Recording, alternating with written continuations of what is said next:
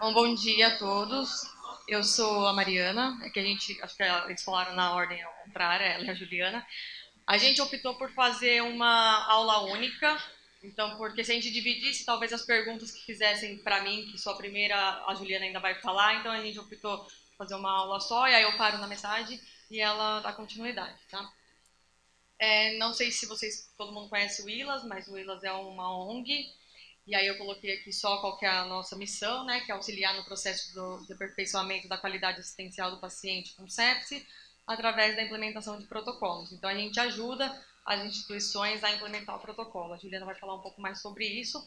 Essa é a nossa diretoria, então o diretor é o Luciano Azevedo, o vice é o Alexandre Biasi, aí o secretário e o tesoureiro é o Felipe Dalpisol e o Thiago Lisboa, a Flávia Machado, que todo mundo conhece, ela é a coordenadora, e aí tem duas enfermeiras, que sou eu e a Juliana, e a Aline, que é biomédica.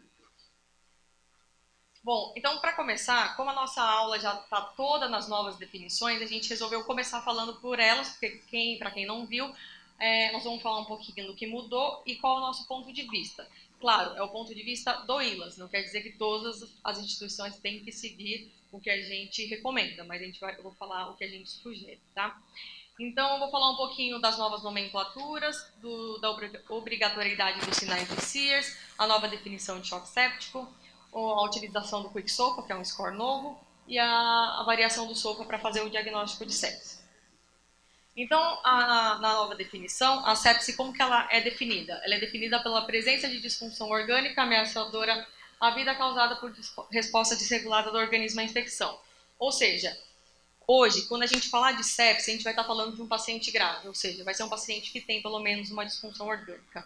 Antes, como a gente tinha sepse grave e choque séptico, ficava um pouco confuso. Porque quando a gente falava sepse, o paciente não tinha disfunção orgânica. Então, era confuso, tanto para os profissionais de saúde quanto para o público leigo. Então, isso facilitou. Então, o que mudou de nomenclatura? Não existe mais o termo sepse grave. Então, quando a gente fala de sepse, a gente está falando de um paciente grave, um paciente com disfunção orgânica. Então, o que a gente chamava de sepse antes, agora a gente chama de infecção sem disfunção. É aquele paciente que tem uma pneumonia, mas não tem nenhuma disfunção orgânica, por exemplo. Sepse grave deixou de existir e agora a gente chama de sepse. Então, é um paciente que tem uma suspeita ou uma infecção confirmada com sem sinais de si. E o choque séptico, a nomenclatura se manteve a mesma. A definição mudou, vou falar mais para frente, mas a nomenclatura se manteve. Então, quais são os pontos positivos das novas definições, no ponto de vista do ILAS? Então, o primeiro é que a definição ela foi baseada em dados, e não apenas na opinião de especialistas, como nas definições anteriores. Isso foi muito bom, só que claro que não tão bom para a gente, porque os bancos de dados utilizados foram de países desenvolvidos, o que não é o nosso caso. Mas mesmo assim, é melhor do que apenas na opinião de especialistas. O segundo ponto que a gente achou positivo foi a simplificação da nomenclatura. Então, esse negócio de não usar mais sepse grave facilitou para todo mundo. Então, quando a gente fala de sepse, é aquele paciente grave com pelo menos uma disfunção. E agora a gente não requer mais os sinais de Sears para fazer a definição. Então, antes, para ter o diagnóstico de sepse, era obrigatório o paciente apresentar sinais de Sears. Agora, a gente na nova definição, não é mais obrigatório. Quem trabalha em UTI, muitas vezes vê que o paciente está lá, chocado, tem uma infecção, está com choque séptico, mas ele não apresenta sinais de Sears. Então, muitas vezes, os idosos ou pacientes imunossuprimidos não apresentam. Então, eles não são mais obrigatórios. Porém, a gente sugere que a gente continue usando os sinais de Sears para fazer a triagem do paciente, para que o protocolo fique um pouco mais sensível. Eu vou falar um pouco mais para frente quando a gente fala do Quick SOPA, que acho que a gente vai discutir bastante isso aqui hoje. E então, quais seriam os problemas das novas definições? O primeiro problema é a nova definição de choque séptico. Que na definição antiga, o choque séptico era aquele paciente que tem uma infecção e tem uma hipotensão que não responde ao volume e precisa de vasopressores. E na definição nova, além da hipotensão refratária a volume, o paciente precisa ter uma alteração no lactato. E por que a gente vê isso como um problema? Porque, infelizmente, não são todos os países e nem todas as instituições que têm um lactato disponível para ser coletado. Então, se o hospital não tem um lactato disponível, o hospital nunca vai ter choque séptico, porque ele não tem condições de coletar um lactato. Então, por esse motivo, a gente vê como um ponto negativo e a gente continua utilizando a definição antiga de apenas a hipotensão refratária a volume com necessidade de droga. O segundo ponto negativo que a gente viu é utilizar o SOFA para fazer o diagnóstico de sepse. Como a gente fazia anteriormente, se o paciente apresentar qualquer disfunção orgânica, seja ela qual for, o paciente já tem uma sepse. E na definição nova, o paciente tem que ter uma variação no score SOFA em 2 pontos. Primeiro problema, o score SOFA ele não é utilizado fora das UTIs. Então as equipes do pronto-socorro e da unidade de internação vão ter dificuldade se a gente for utilizar essa nova regra, porque eles não conhecem e não vão fazer calcular o SOFA todos os dias para todos os pacientes para saber se ele tem sepsis ou não. Segundo problema, digamos que a paciente seja eu, sou uma paciente que não tem nenhuma comorbidade, chego lá no pronto-socorro, eu tenho um SOFA de 0, que é essa primeira coluna aqui. Então eu não tenho nenhuma alteração, não tenho nenhuma disfunção, porque eu sou uma paciente sem comorbidade nenhuma. Então eu chego lá com uma infecção urinária, e aí eu tenho um Glasgow de 13, por exemplo. Então meu SOFA vai variar de 0 para 1 ponto. Se ele variou só 1 ponto, eu não tenho sepse, mas eu tenho uma infecção, uma disfunção orgânica, mas meu SOFA só variou 1, estou fora do protocolo de sepse, estou fora do diagnóstico. Ou que seja, eu cheguei lá, um foco urinário, eu estou com uma hipotensão isolada. Tenho uma hipotensão de uma média de 65, mas nenhuma alteração. Quanto que variou meu SOFA? Só 1 ponto, variou de 0 para 1, não tenho sepse, segundo a nova definição. Então, muitos pacientes vão ficar fora do protocolo, e eles têm sepse, estão com uma infecção confirmada. Então, a gente também vê como um ponto negativo.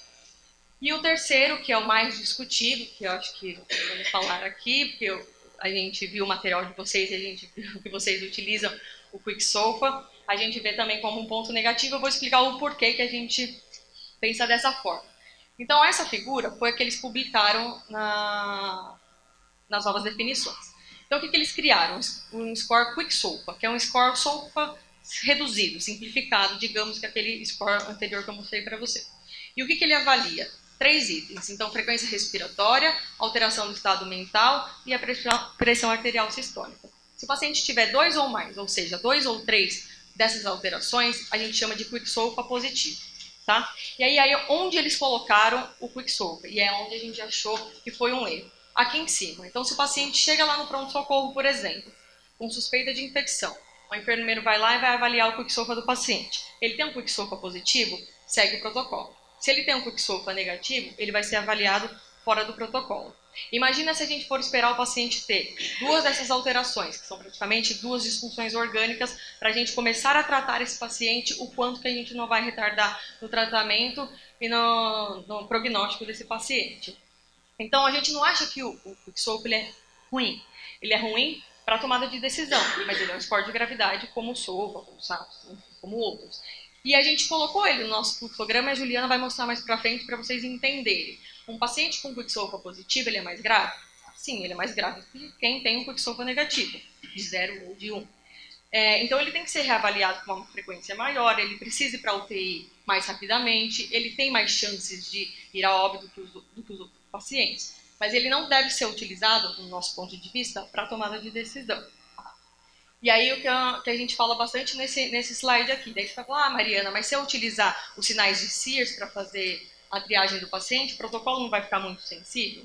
Eu vou abrir muito protocolo para gente que não vai ter sepse. Sim, realmente, você vai abrir muito, porque tem muita gente que tem Sears, mas não tem infecção, não tem sepse, tem qualquer outro diagnóstico. Então não é melhor eu utilizar o Quick SOFA, que eu vou deixar o protocolo mais específico? Vai, mas pensa o tanto de paciente que você vai deixar de lado e vai começar a tratar mais tardiamente. Então, o que a gente pensa para a gente ter um equilíbrio entre especificidade e sensibilidade? Quem tem que ser sensível? A enfermagem. Então, a enfermagem tem que abrir bastante protocolo, seja com sinais de Sears, ou pelo menos uma disfunção orgânica. Tem hospital que não dá conta de abrir o protocolo com sinais de Sears, ok, mas que abra com pelo menos uma disfunção, e não 2, como o Quick SOFA sugere. Então, a enfermagem tem que ser sensível, abrir o protocolo, e o médico tem que ser específico. Não é porque a enfermagem abriu o protocolo que o médico tem que dar continuidade, colher os exames e fazer antibiótico. Cabe a ele falar, não, isso aqui não é sepse, isso aqui é TEP, sei lá, choque cardiogênico. Ele para o protocolo e não colhe os exames e não faz antibiótico. Então, a gente consegue esse equilíbrio com a enfermagem sendo sensível e o médico sendo específico. Aí, só para vocês terem uma ideia do porquê que a gente pensa dessa forma. A gente pegou o banco de dados do ILAS, que tem lá misturado, tem hospitais públicos e hospitais privados. para a gente ter uma ideia de quantos dos pacientes têm o quicksolva de 0, ou seja, com nenhuma das alterações, quicksolva de 1, 2 ou 3 pontos. 2 ou 3, ele é um quicksolva positivo, 0 e 1 negativo. Só para vocês terem uma ideia, no nosso banco de dados, quase 26% tem um quicksolva de 0 e quase 37% tem um quicksolva de 1. Então, todos esses pacientes, eles iam ser tratados tardiamente, caso eles tivessem um quicksolva, viessem a ser um quicksolva positivo, tá? E aí vamos ver a mortalidade deles. Aqui são todos os pacientes de PS, UTI e unidade de internação. Tá? Então, se a gente for olhar em hospital público, que obviamente é pior do que o hospital privado, a mortalidade do paciente com quicksolva de 0 foi de 32%, e do quicksolva de 1 de 42%. Imagina se a gente demorar para tratar esses pacientes que já são tratados, que a gente abre o protocolo dessas instituições, ou com SIRS, ou com uma disfunção orgânica, se a gente for esperar ele ter um quicksolva positivo para a gente começar a tratar, o quanto que não vai aumentar essa mortalidade. Então, vamos olhar só os pacientes de pronto-socorro. Você vai falar, então, você está falando isso, mas pacientes de unidade de internação e UTI são mais graves. Então, vamos olhar só os de PS. A mortalidade continua alta do mesmo jeito. Quicksolva de 0, 30%, quicksolva de 1, 41%. Então, por isso, a gente não sugere a utilização do quicksolva para fazer a triagem do paciente, para a tomada de decisão. Tá? E aqui, só para vocês terem uma ideia, como a gente fala lá do solfa, qual é a mortalidade dos pacientes que têm uma disfunção única. Então, aqui, digamos que ele teria só uma variação de 1 ponto no solfa, a mortalidade é super alta. Então, se a gente olhar hospitais públicos, ó, aqui é disfunção cardiovascular, disfunção respiratória, coagulopatia, ou disfunção metabólica, né, alteração de lactato, renal e hepática. Todas essas disfunções têm uma mortalidade muito alta. Então, a gente também não sugere que o diagnóstico seja feito através do solfa. Bom, depois que as novas definições elas foram publicadas, a Surviving Sepsis Campaign publicou uma nota falando que eles vão seguir as definições antigas, tanto de choque séptico, quanto para fazer o diagnóstico, né, de sepsis, utilizando uma disfunção orgânica e não utilizando o SOFA. E como a gente segue as diretrizes da Surviving, o Willas também manteve as definições antigas, as mesmas estratégias de triagem. O Willas, eu não sei se vocês já leram, mas o Willas e a AMIB também publicaram esse consenso falando das vantagens e desvantagens das novas definições. Foi mais ou menos o que eu falei aqui, mas está mais explicado nesse artigo. Quem tiver interesse, eu posso enviar por e-mail para vocês. Vale a pena dar uma lida. É bem curtinho, acho que tem umas 3 páginas. Bom, então esses foram os pontos das novas definições. Agora a gente vai falar um pouquinho do porquê que é importante a gente implementar o protocolo. Bom, tem um estudo recente, que foi publicado recentemente, mas foi feito em 2014, que foi o estudo SPREAD. Foi um estudo conduzido pelo Willas, com o objetivo de avaliar a incidência e a mortalidade de sepsis nas UTIs brasileiras.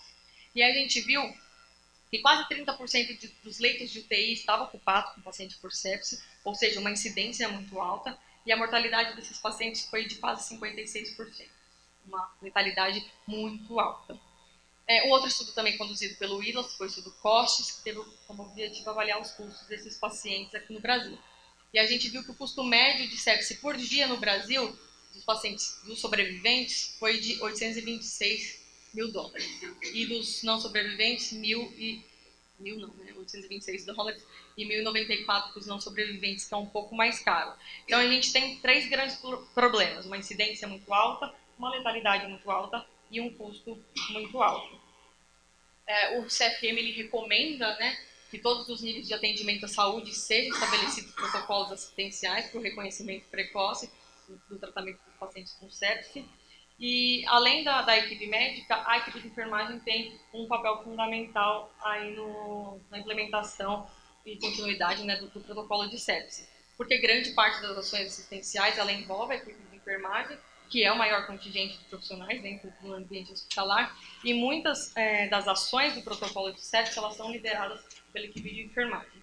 Então eu trouxe esse estudo para vocês, foi um estudo publicado em 2010, que mostra, né, que os enfermeiros muitas vezes são primeiros a triar um paciente, então eles têm um papel fundamental e eles precisam saber reconhecer esse paciente precocemente.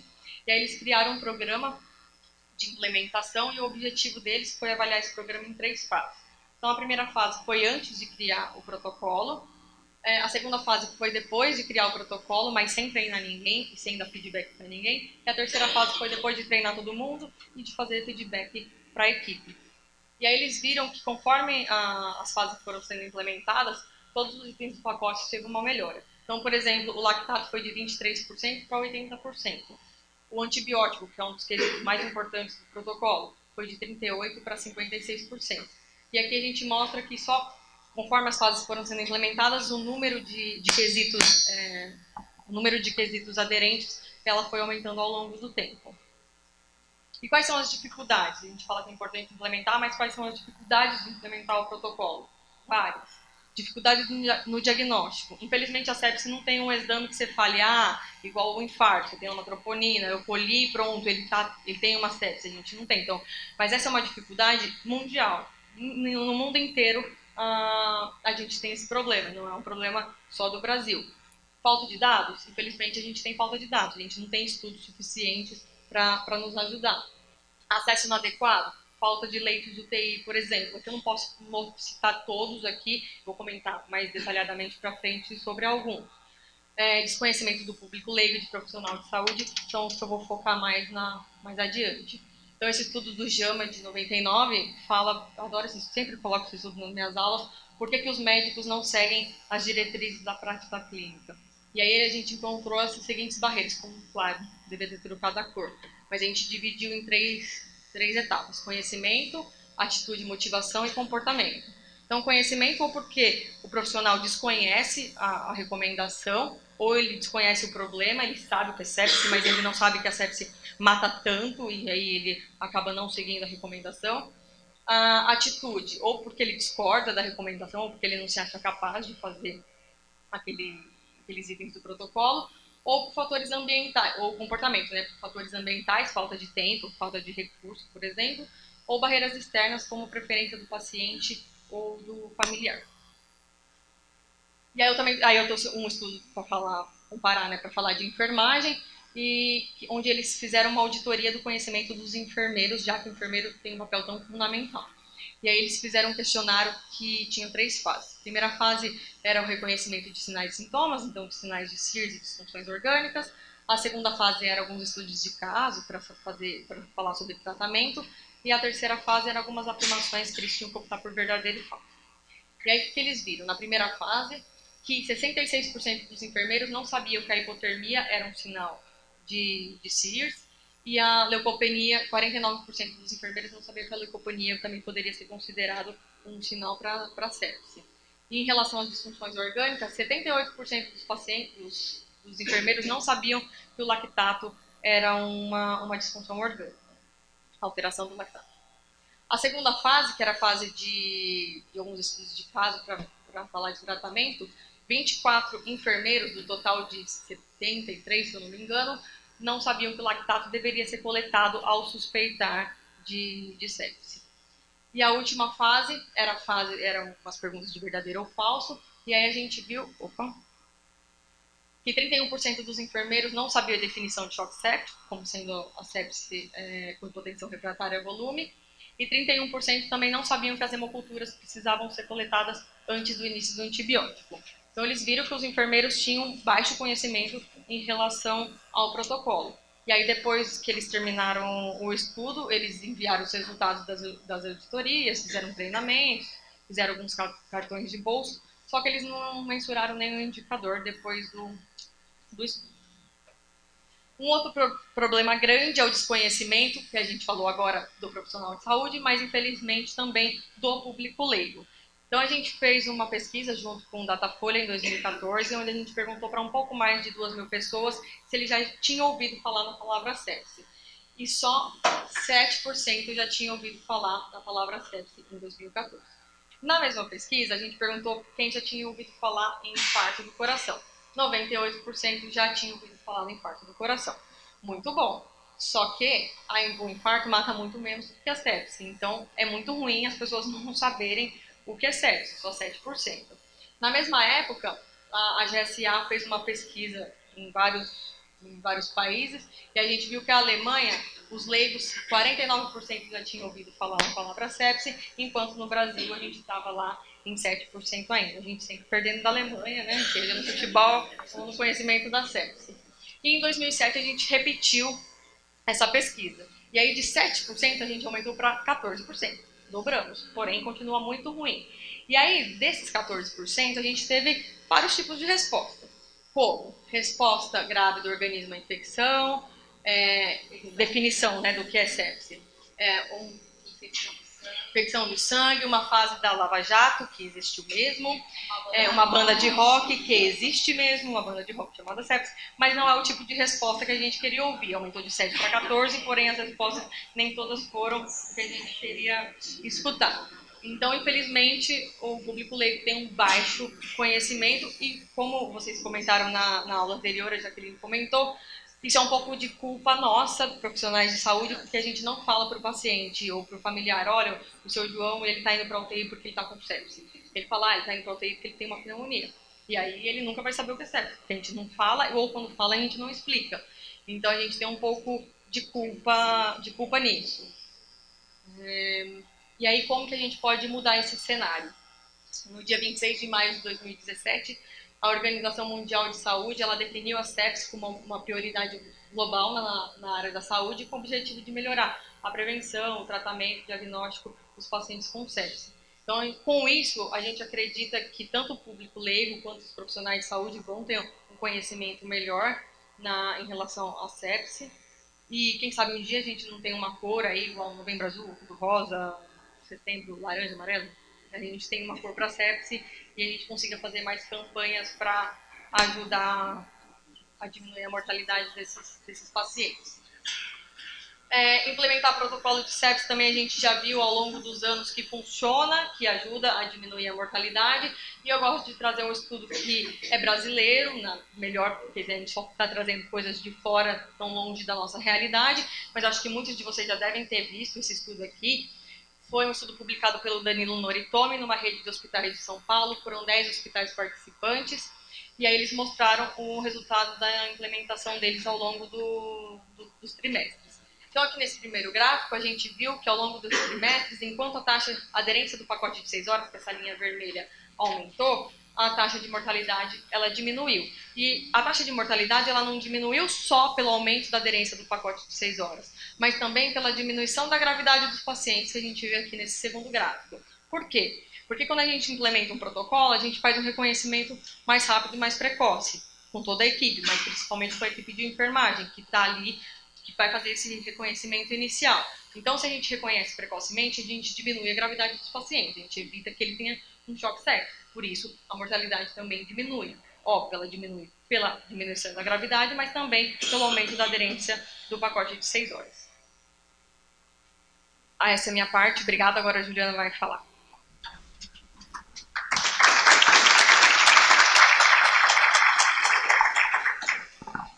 Bom dia a todos.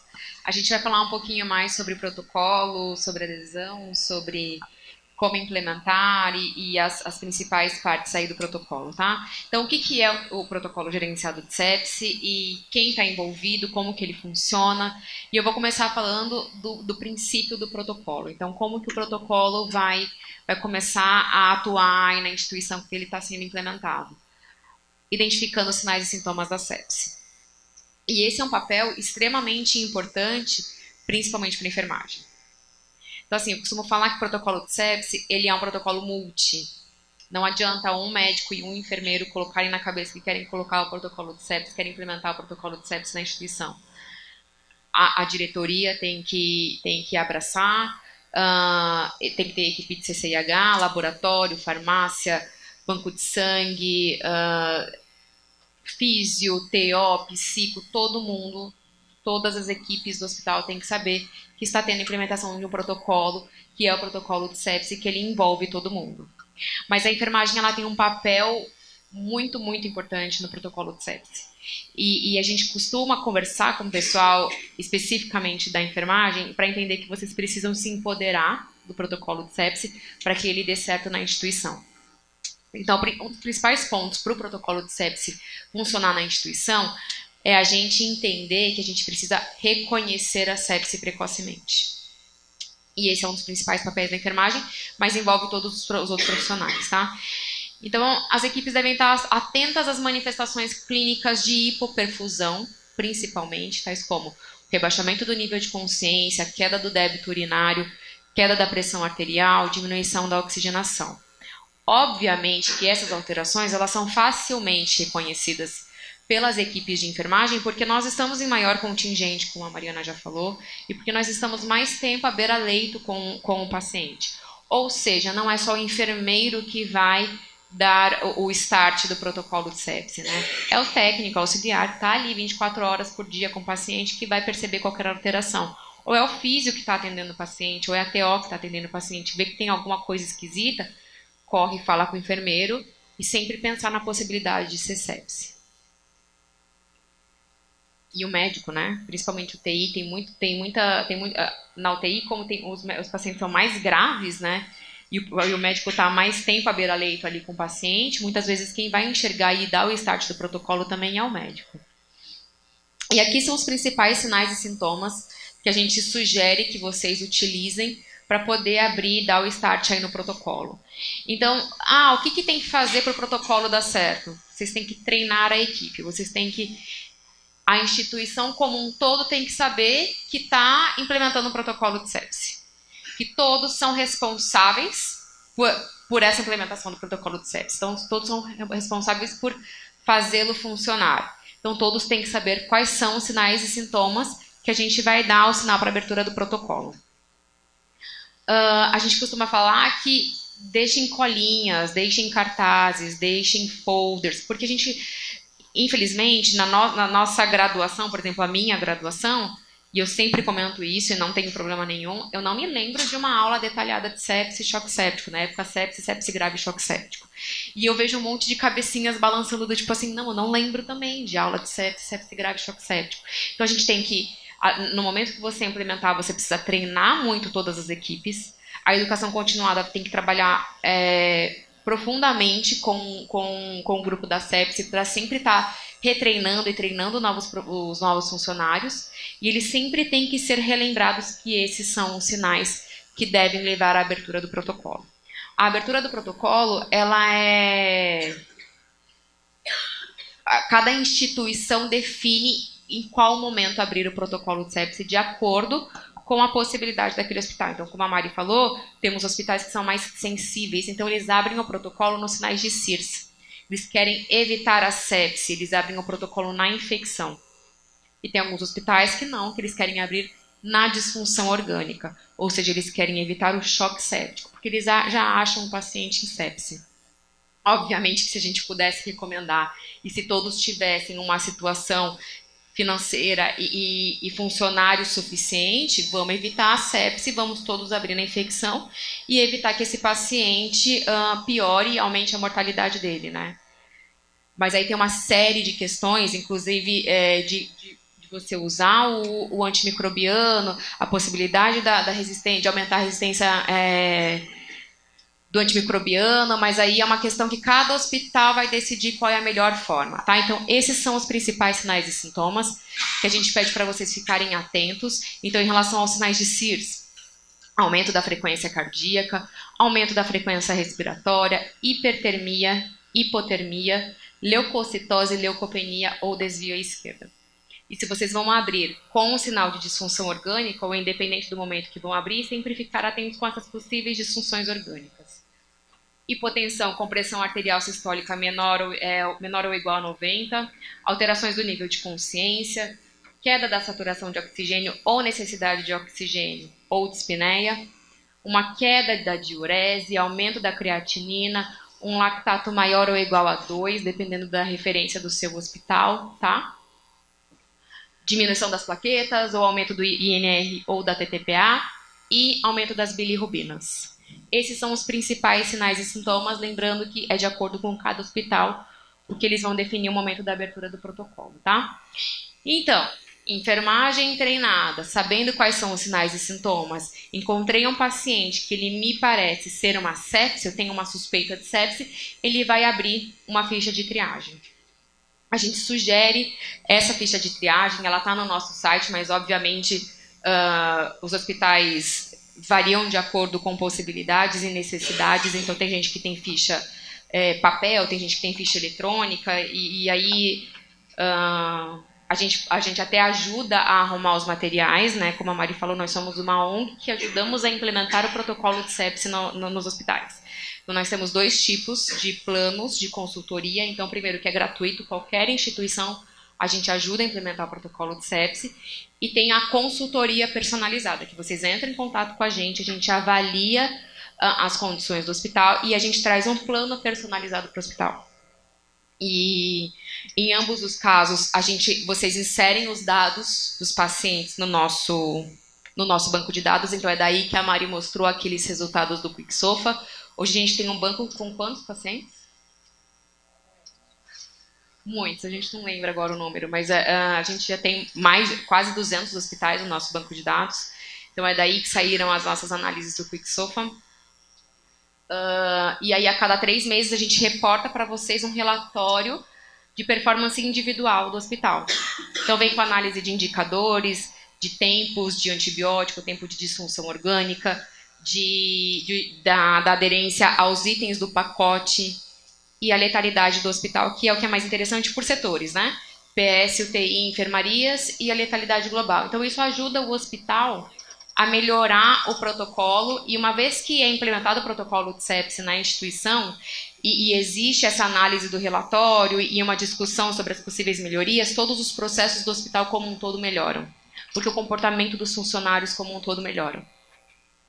Então, essa é uma das sugestões, a ficha de triagem. Então, a enfermagem identificou uma possível sepse, ela vai abrir essa ficha, e aí ela começa anotando aqui quais são os sinais de CIRS que o paciente apresentou, e aí ela vai checar, o enfermeiro vai checar quais são os sinais de CIRS, e aqui se ele apresentou um ou mais dos sinais abaixo, de oligúria, hipotensão, rebaixamento do nível de consciência, dispneia ou dessaturação. E aí aqui o momento que ele aciona o médico.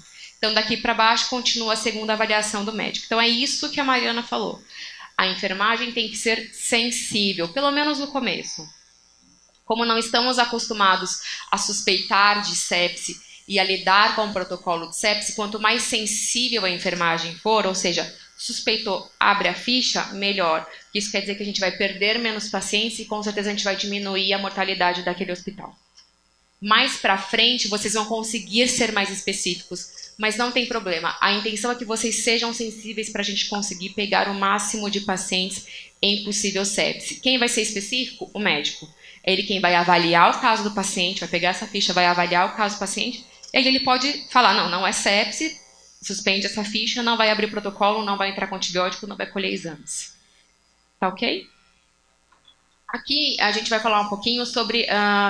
eu trouxe alguns estudos que mostram a real importância do reconhecimento precoce e o papel que a enfermagem tem nesse reconhecimento. Tá? Então, o primeiro é o que a Mari já falou, do Tromp, que fala do papel dos enfermeiros no reconhecimento precoce no tratamento dos pacientes com sepse, e aí foi num caso de um PS. Tá? E aí é muito claro na conclusão do Tromp que a implementação aliada a um treinamento e um feedback das equipes de enfermagem, trouxeram benefícios enormes para a instituição, com aumento da aderência, melhora da performance do hospital como um todo, diminuição das mortalidades. Aqui a gente tem um outro estudo, que foi publicado no Journal of Hospital Medicine, que ele fala sobre a estratégia de triagem dos enfermeiros, relacionado à identificação precoce de sepse nas unidades de UTI.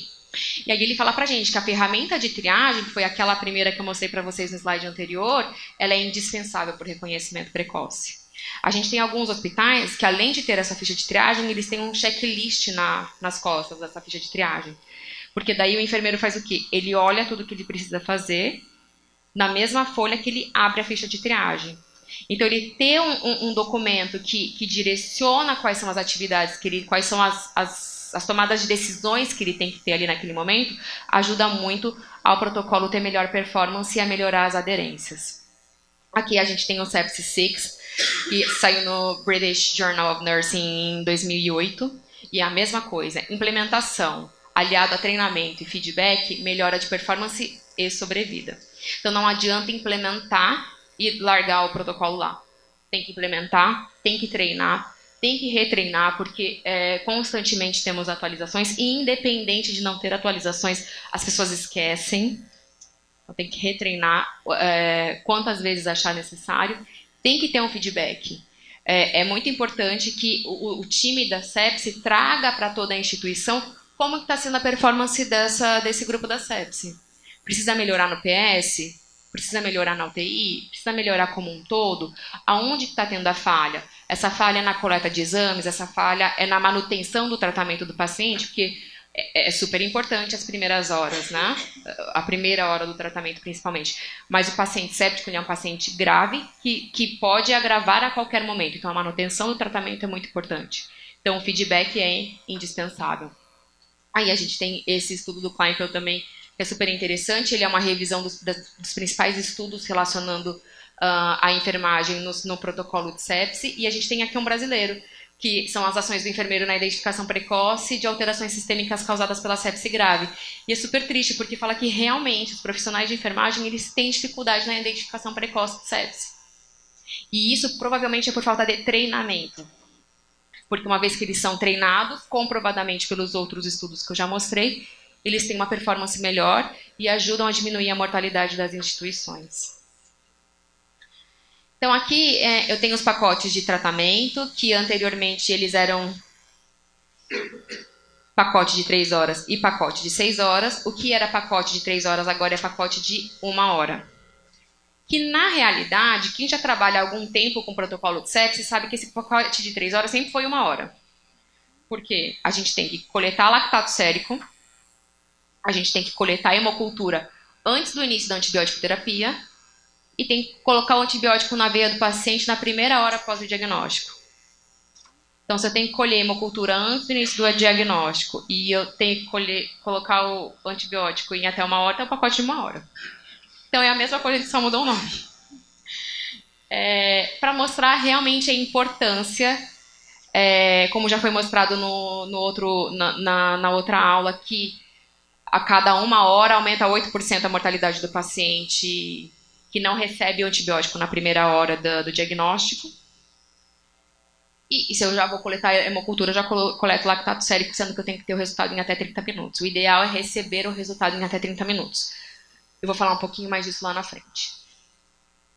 E a reposição volêmica agressiva precoce nos pacientes com hipotensão ou lactato 2 vezes o valor normal. Mais uma alteraçãozinha foi aqui o uso de vasopressores para manter a pressão arterial média acima de 65, foi para o pacote de 1 hora. Com a seguinte condição, que todo paciente que necessite de vasopressor, que o vasopressor entre na primeira hora. Tá ok? Tirou o pacote de 6 horas, virou cheque da 6ª hora, ou seja, existe um segundo pacote, mas ele é apenas um pacote de revisão de tudo aquilo que foi feito na primeira hora e do que a gente precisa manter ou melhorar. Tirou-se a reavaliação do status volêmico e da perfusão tecidual, usando a mensuração de vários itens aí que eu vou mostrar um pouquinho mais para frente.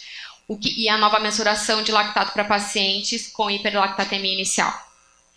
Então isso aqui a gente adotou, o ILAS. Adotamos o pacote de 1 hora, então não vamos mais usar como pacote de 3 horas.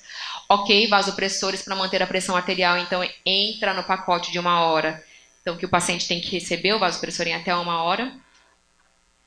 Mas a gente não concorda muito em tirar a reavaliação do status volêmico, porque para a gente é importantíssimo que você reavalie o status volêmico e perfusional do paciente para você poder manter conduta, para você poder saber quais diretrizes você vai tomar ali para aquele tratamento daquele paciente. Então isso aqui a gente vai manter, a gente não tirou. E a nova mensuração de lactato para pacientes, que é a nova coleta entre 2 e 4 horas. E eu vou falar um pouquinho dessa nova coleta ali na frente. Então, a atualização do pacote de 1 hora. Lactato arterial. Ele reflete a gravidade dos pacientes. Eu preciso coletar o lactato sempre para poder avaliar a perfusão tecidual. pode ser lactato venoso? Pode. Nem todos os hospitais têm a possibilidade de coletar o lactato arterial, então a gente não pode colocar isso como uma obrigatoriedade de ter que ser o lactato arterial. A gente só lembra que caso seja um paciente que ele esteja com uma disfunção orgânica de foco pulmonar, ele esteja tendo uma queda de saturação importante, que seja coletado o lactato arterial. Ok? Ele tem valor prognóstico. Quanto maior o lactato arterial, pior o prognóstico daquele paciente. E é por isso que lá na frente você tem que fazer nova coleta de lactato entre 2 a 4 horas, para você poder saber qual é a evolução do paciente, como que está evoluindo esse prognóstico e como que a gente vai tratá-lo daqui para frente. Talvez só o volume que você está infundindo não esteja sendo suficiente, você vai ter que tomar outras medidas. Então aqui, ó, além de entrar nós da enfermagem coletando o lactato arterial, nós temos a função de lembrar que esse paciente, se ele tem um lactato ruim, a gente vai ter que colher novo lactato ali de 2 a 4 horas. Ah, não faz parte do meu plantão. Faz parte do nosso papel passar no plantão, que é importantíssimo que esse paciente tenha novo lactato coletado. Ah, mas ele vai ser transferido. Temos que passar, durante a passagem de plantão, para o outro setor, que lá naquele outro setor vai ter que coletar novo lactato. Isso aqui é indispensável para o prognóstico do paciente. Hemoculturas e culturas dos sítios suspeitos. Vamos identificar o micro-organismo. Tá? Então, a coleta sempre anterior ao antimicrobiano e ela é recomendada para aumentar a sensibilidade da identificação do micro-organismo.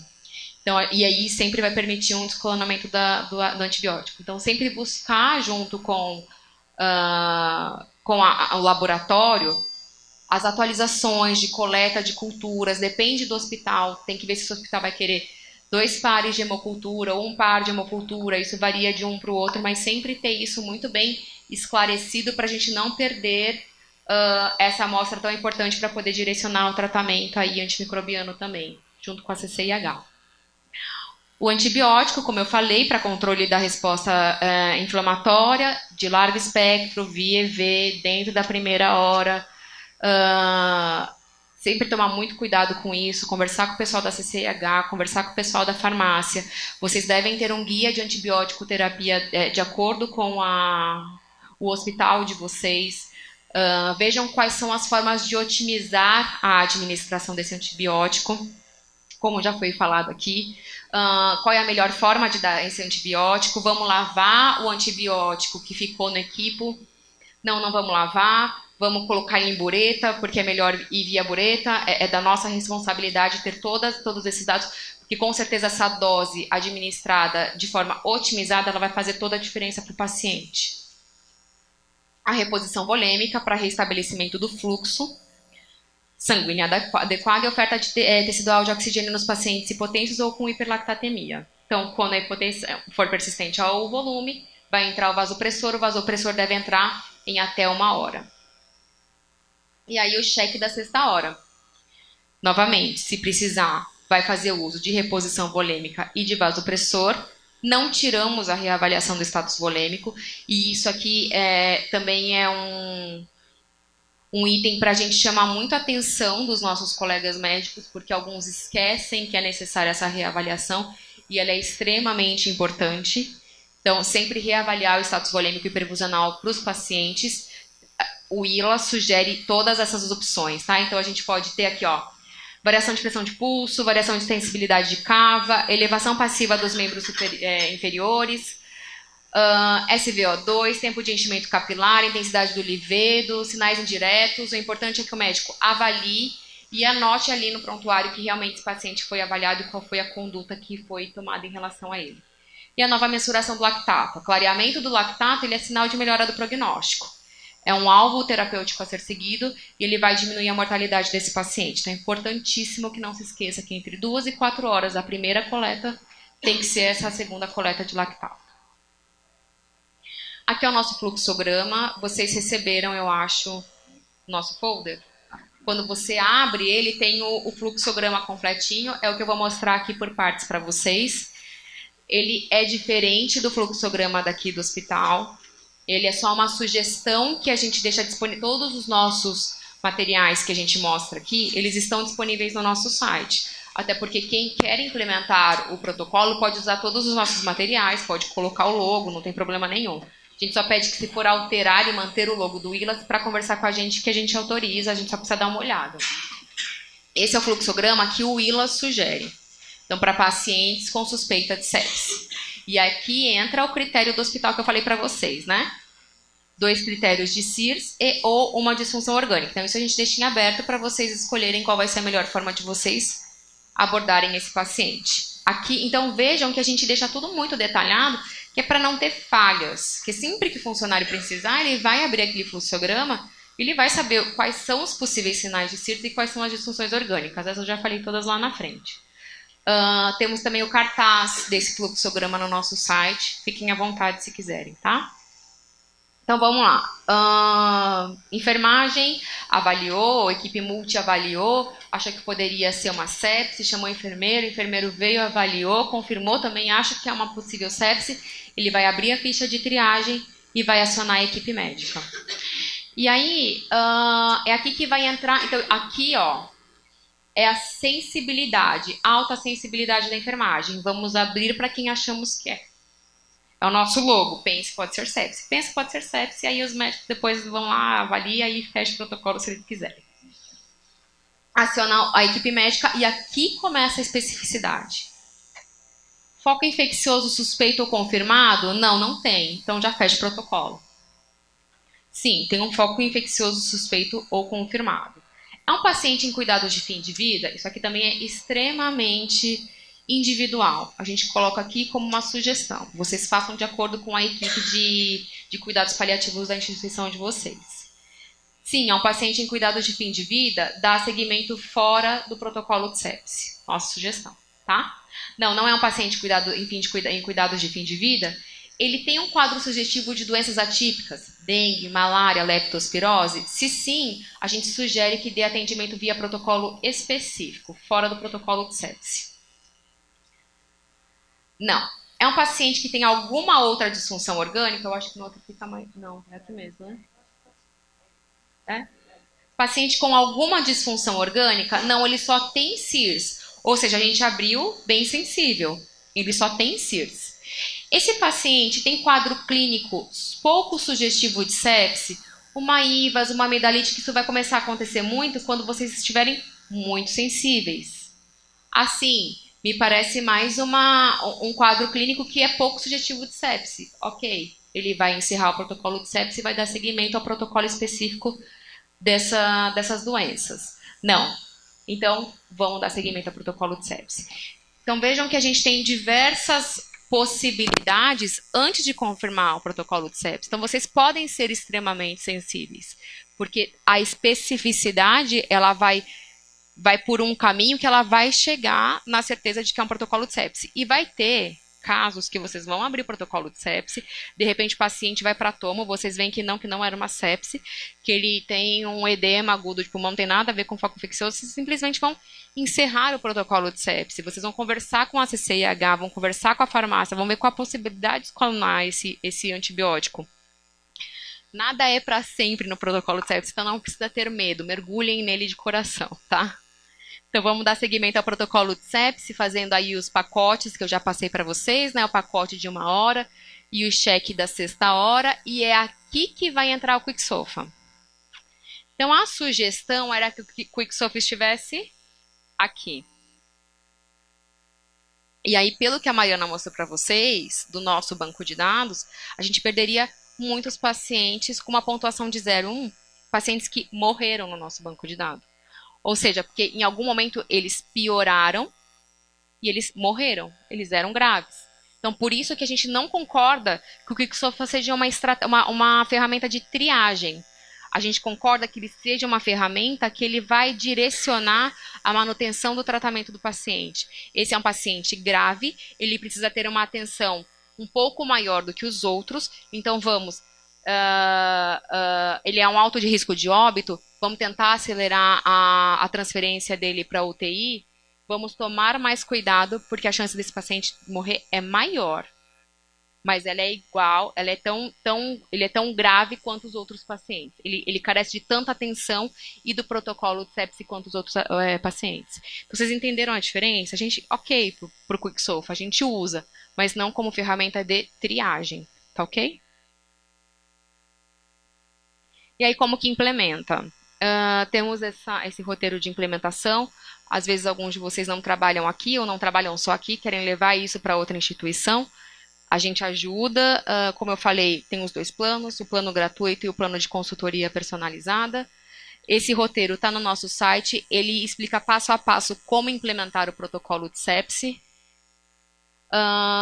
São 2 fases, sendo que uma delas é opcional. Então, na realidade, a gente avalia e prepara a infraestrutura da instituição para receber, para poder acolher o protocolo de sepse. Então, a gente cria um time da sepse, vou falar um pouquinho disso daqui a pouco. Define as estratégias de ações setoriais. Tem hospitais que preferem começar apenas no PS, tem outros hospitais que já começam em todas a PS, UTI e enfermaria, todas as estruturas. Vamos achar um instrumento para detecção precoce, vamos ver em que momento que a gente vai abrir esse instrumento. Elaboração do guia de antibiótico terapia e do protocolo de tratamento. Vamos chamar o pessoal do laboratório para ver como que vai ser a rotina de coleta de exames, eles colhem, a gente colhe. Vamos falar com a farmácia, CCIH, para poder ver, discutir sobre a dispensação da primeira dose do antimicrobiano, checklist de ações, rotina para priorização do atendimento no centro cirúrgico. O centro cirúrgico tem que saber, gente, que existe um protocolo de sepse no hospital. Aqueles pacientes que precisam de controle de foco, que tem que ir para o centro cirúrgico tem que saber que aquele paciente é prioridade. Por isso que envolve tantos planos do hospital.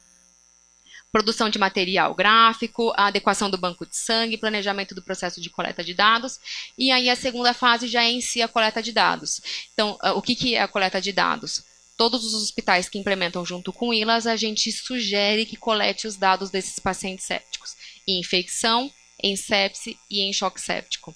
E aí lança esses dados no software para a gente, e a cada 3 meses a gente devolve para vocês como feedback esse relatório impresso. O lançamento da campanha na instituição, não adianta lançar o protocolo e não avisar ninguém, tem que divulgar o máximo possível, treinamento contínuo dos profissionais envolvidos, divulgação dos resultados coletivos, um feedback individual, que no começo pode até parecer chato, você ir lá e cutucar aquele funcionário que esqueceu de coletar o lactato o mais rápido possível, mas é no sentido de explicar que é muito importante que ele saiba que o protocolo tem que funcionar, que aquele lactato pode salvar a vida do paciente, para ele não errar com os próximos. Críticas construtivas, né, gente? E acompanhamento dos casos de sepse. Então, aqui é o time da sepse, o grupo da sepse.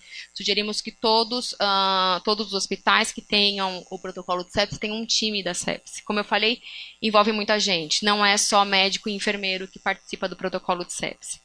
Direção, administração, chefias médica e de enfermagem dos principais setores, CCIH, laboratório, farmácia, educação continuada, escritório de qualidade, banco de sangue, centro cirúrgico, envolvam o máximo de pessoas e profissionais que vocês podem, porque assim a chance de sucesso do protocolo ela é muito maior.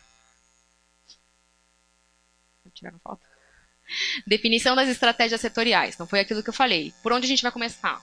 Vamos começar pelo pronto-socorro apenas? Às vezes é mais fácil começar apenas pelo pronto-socorro. Ah, não, vamos começar no hospital todo. Não é fácil. Temos alguns hospitais que começaram com a mortalidade de 70% e hoje está com uma mortalidade abaixo de 10%. Eles demoraram aproximadamente uns 2 anos e meio para sair de 70% para 60%. Então não é fácil. Não tem mágica. Não existe uma fórmula que a gente vende para vocês diminuírem a mortalidade do hospital. E é interessante para o hospital por quê? Porque é cost saving, economiza. Quanto mais grave o paciente, mais tempo na UTI, ele precisa de diálise, ele precisa de centro cirúrgico, ele precisa de banco, ele é um paciente caro. Então, quanto menos tempo, menos grave, quanto mais o reconhecimento for precoce e o tratamento adequado, maior sobrevida, menos custo esse hospital vai ter. Vamos analisar qual vai ser a forma de triagem. Protocolo de tratamento, o fluxo de exames com o kit sepse. Então, o que é o kit sepse? Na realidade, o ideal é que você abre o protocolo, o médico falou, sim, vamos seguir, é sepse. Você aciona o laboratório já vem imediatamente, colhe os exames, colhe o lactato, colhe a hemocultura, você aciona a farmácia já dispensa um antibiótico, você não precisa subir, descer de escada até o subsolo para poder conseguir uma dose de antibiótico, nada desse caos. Você pede e chega tudo até você. Mas isso é um pouco difícil, né? Então a gente sugere para as instituições que não conseguem ter esse fluxo adequado que tenham um kit da sepsi. Que seja uma bolsa, que seja uma caixa, que seja uma mochila, que ela fica disponível, ela pode ficar disponível em cada setor, ou ela pode, tem lugares que fica disponível no corredor, e aí funciona para os 2 andares, o de cima e o de baixo, né, a cada 2 andares. É lógico que é uma responsabilidade a mais para a farmácia cuidar por conta de validade das medicações, para a enfermagem cuidar por conta de validade de seringa, de todo o material que precisa, que o laboratório tem que ficar de olho porque tem frasco de hemocultura. Então, é trabalhoso, é custoso, mas às vezes é um benefício de abrir o protocolo, você já tem todo o material pronto para você atender esse paciente imediatamente. Isso vai de acordo com cada instituição, tá? E o fluxo de antimicrobianos. Tem que estar muito bem definido com a CCIH e a farmácia, e é um trabalho em conjunto bastante importante para o protocolo dar certo. Protocolo de tratamento, a gente tem um protocolo, uma sugestão de protocolo também no nosso site. E aí vem as estratégias de triagem, né? Então, como eu falei para vocês, aqui está super pequeno e está muito claro. Tem lá no nosso site, e vocês conseguem ver melhor. Então, depois que veio o atendimento da enfermagem, e a gente acionou o médico vem e avalia se o paciente tem alguma história sugestiva de infecção. Tá indo na sua cara, né, o negócio vermelho? Não? E aí... Será? Ah, tá, ó. Então aqui, ó, avaliação médica. Não tava. Porque é isso aqui que eu tava falando, ó. Se ele tem alguma história sugestiva de infecção. E aqui ele vai ver qual é o possível foco. Ou o foco confirmado. E aí depois ele vem para essa avaliação médica número 2 ou 3.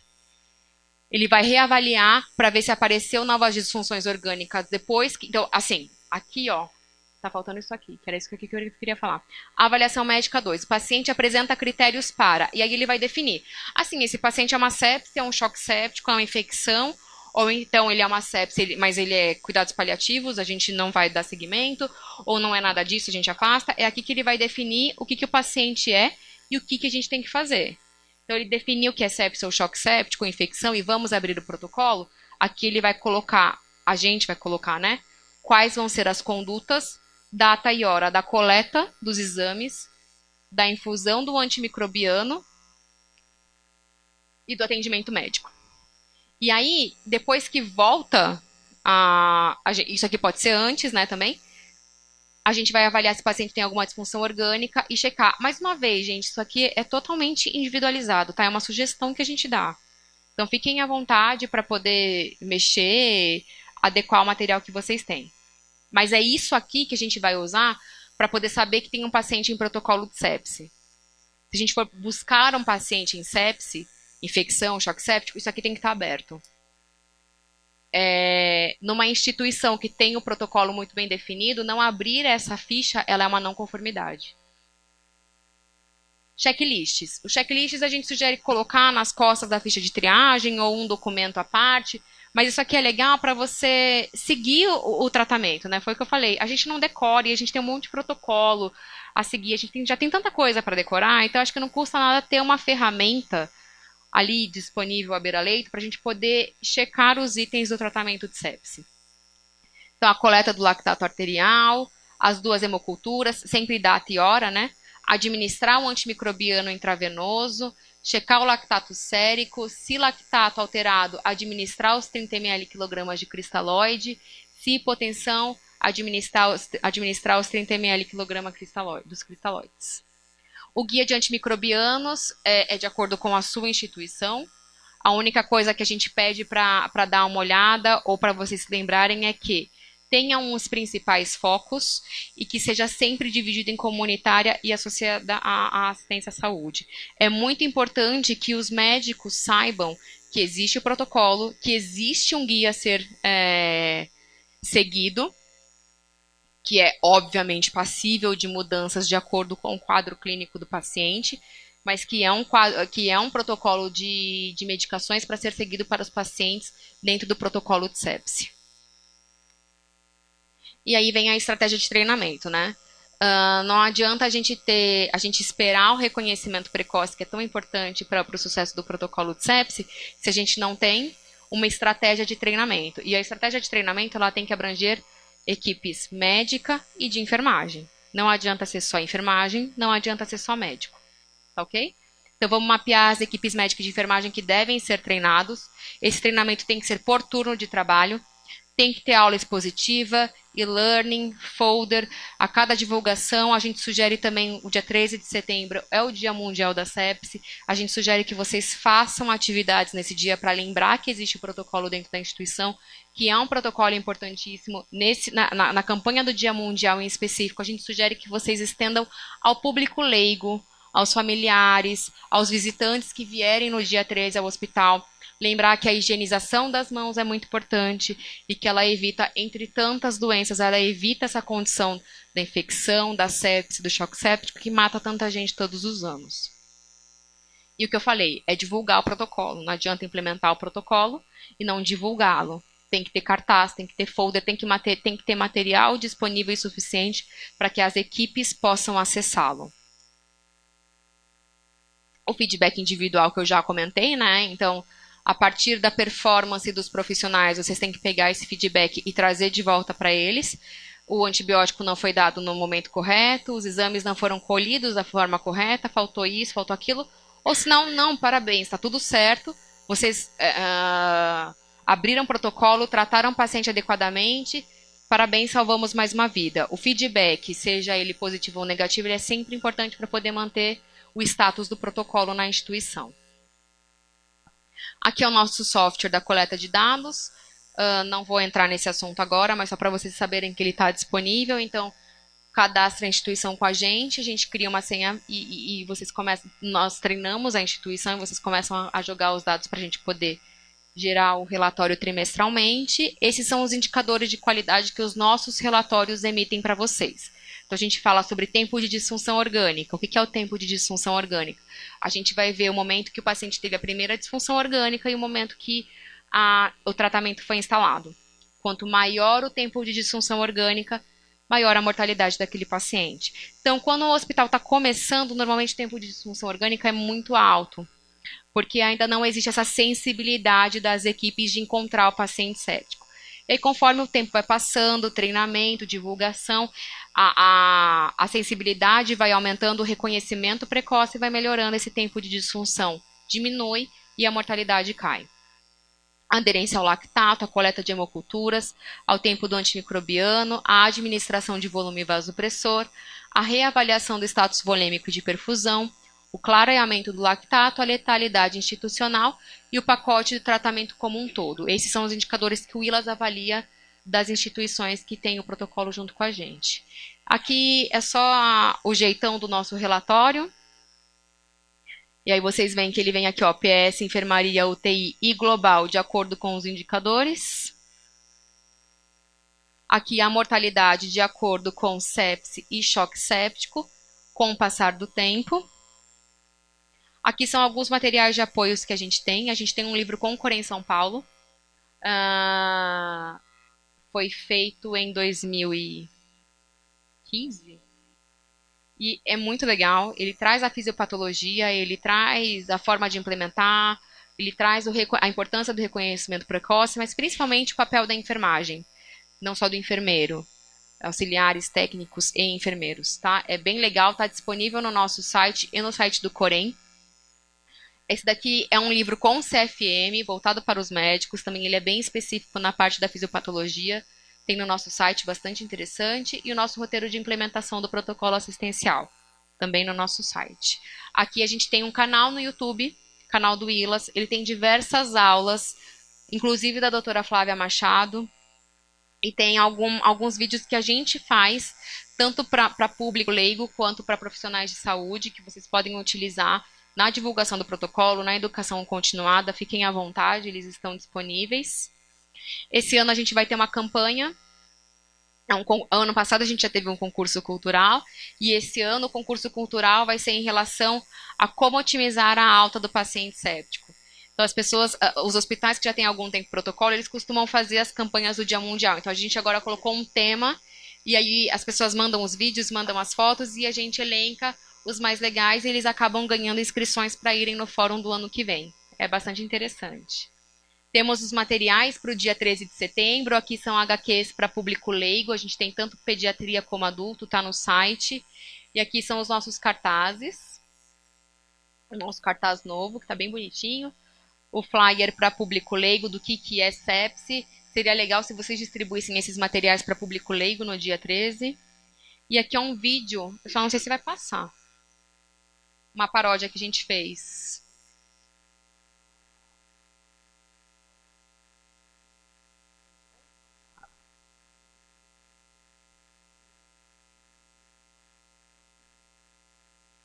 Consegue aumentar?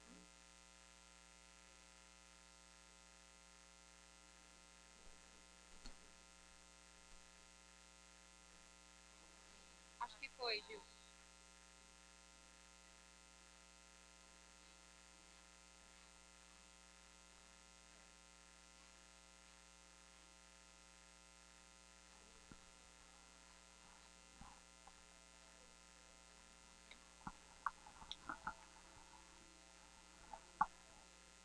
Pode morrer, cadê o doutor? E a enfermeira, por que não tratou? Nada não bobeira, pra sentir desliz ou a discussão. Abre o protocolo, não demora não. Coleta lactato, colhe as culturas logo de imediato. Corre o ATB pra ficar no tempo exato. Esse tratamento tem que ser priorizado. Põe aquele soro pra correr. E a noradrenalina pode crer. Reavalie o paciente, coleta o lactato novamente. A equipe deve ser eficiente.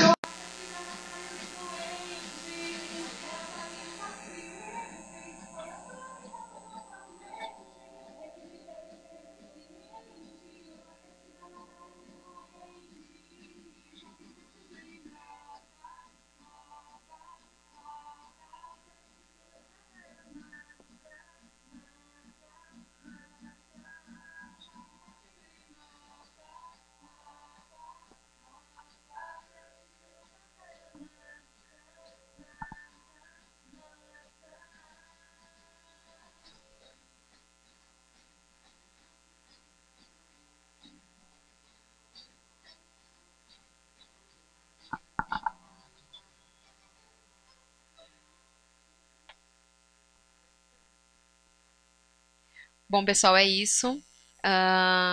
Espero que tenham gostado. Esse é um dos nossos sites, diamundialdasepse.com.br. Além disso, a gente tem o site ilas.org.br, está no panfleto de vocês.